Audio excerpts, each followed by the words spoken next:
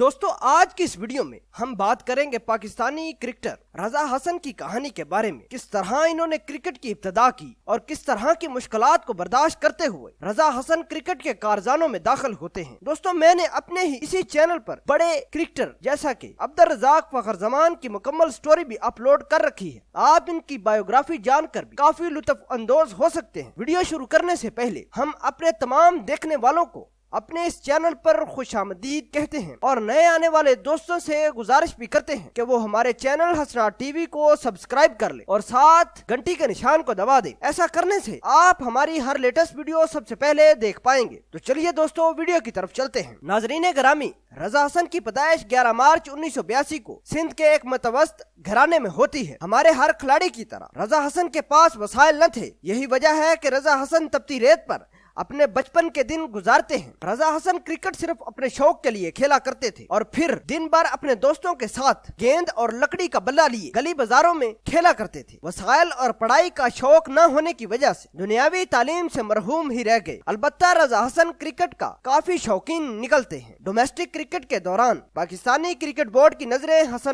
रजा हसन की बॉलिंग पर पड़ती हैं। रजा हसन की बॉलिंग एक्शन क्रिकेट बोर्ड को मुतासर करने में कामयाब हो गई। 2012 में T20 वर्ल्ड कप में जनूबी अफ्रीका के खिलाफ शानदार बॉलिंग का मुजाहिरा करते हैं। अपनी आला बॉलिंग की बदौलत दुनिया क्रिकेट के नंबर 1 प्लेयर हाशिम आमला को अपने पहले ही ओवर में आउट करके दुनिया क्रिकेट को बता दिया कि किस तरह के वो पावरफुल प्लेयर हैं। इसी मैच के दौरान अपनी खूबसूरत बॉलिंग की बदौलत जैक कालिस और दूसरे बल्लेबाजों को अपनी बॉलिंग की वजह से ही परेशान किए रखा। वर्ल्ड कप के बाद रजा हसन इसी साल डोमेस्टिक क्रिकेट खेलते हुए इंजरी का शिकार होते हैं और एक ख्वाब जो उन्होंने भारत के खिलाफ सीरीज खेलने का देखा था वो पूरा न हो सका। इसके बाद रजा हसन अपनी इंजरी को रिकवर किया। साल 2015 के वर्ल्ड कप में रजा हसन को मुंतखब करने का फैसला किया जाता है। इसी दौरान रजा हसन को बहुत बड़ा धचका लगता है कि वो कराची में T20 मैच के दौरान रजा हसन का डोप टेस्ट करवाते हैं जो कि मुस्बत आता है। उसके बाद रजा हसन के लिए क्रिकेट के दरवाजे 2 साल के लिए बंद कर दिए जाते हैं। रजा हसन कहीं रुपोश हो जाते हैं और किसी को उनका कानो कान इल्म भी नहीं होता। रजा हसन को बुरी सोबत दुनिया क्रिकेट से दूर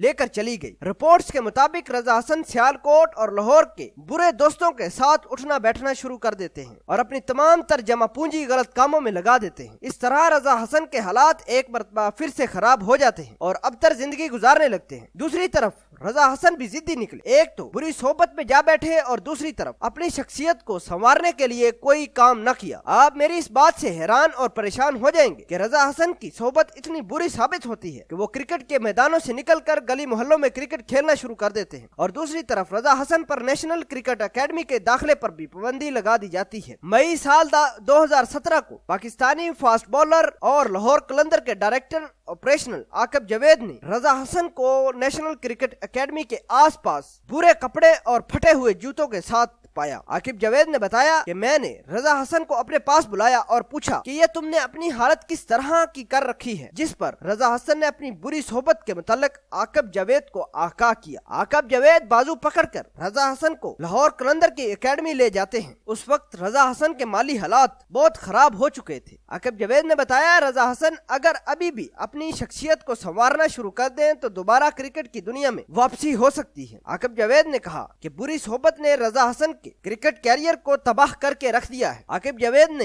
प्रेस कॉन्फ्रेंस करते हुए मजीद बताया कि बुरी सोहबत से बाहर निकलना रजा हसन के लिए बहुत मुश्किल था। वो जब भी बुरी सोहबत से निकलने के लिए मुझसे वादा करते और फिर वो कुछ दिनों बाद वादा से फिर जाते। आकिब जावेद ने कई बार लाहौर कलंदर की एकेडमी से इनको बाहर निकाला ताकि इनको अपनी शख्सियत संवारने पर काम करने का मौका मिलता। अलबत्ता आकिब जावेद ने रजा हसन के कैरियर को बहाल करने में बड़ी कोशिश की। क्रिकेट कैरियर हसन रजा का बहाल हो पाएगा या नहीं ये तो वक्त ही बताएगा। दोस्तों ये थी रजा हसन की नशेबो फराज से बरी कहानी। उम्मीद है कि आपको मेरी ये कहानी पसंद आई होगी। अगर आप भी किसी भी खिलाड़ी के मुतालिक वीडियो बनवाना चाहते हैं तो कमेंट सेक्शन में अपना फीडबैक दे, मैं उस खिलाड़ी के मुतालिक कहानी बना दूंगा। मिलते हैं एक नए एपिसोड के साथ, तब तक के लिए मुझे इजाजत दे। अल्लाह निगहबान।